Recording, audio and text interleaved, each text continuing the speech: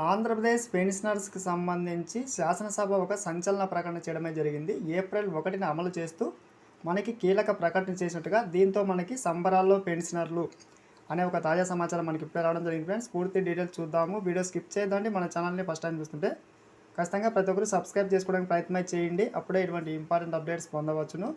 అలాగే మీకు వీడియో నచ్చితే తప్పకుండా లైక్ చేయండి. చాలామంది లైక్ చేయడం మర్చిపోతున్నారు. లైక్ చేయడం వల్ల ఇటువంటి ఇంపార్టెంట్ న్యూస్ మన పెన్షనర్స్ అందరికీ చేరుకుంటుంది. తాజా సమాచారం చూస్తున్నాం. రిటైర్డ్ ఉద్యోగస్తులకు సంబంధించి శాసనసభలో ఒక సంచలన ప్రకటన అయితే వచ్చింది.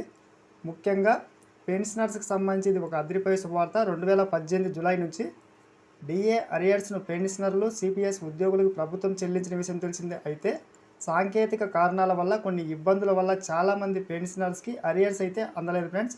సో ఈ నేపథ్యంలో మనకి అసెంబ్లీలో కీలక ప్రకటన చేయడమే జరిగింది.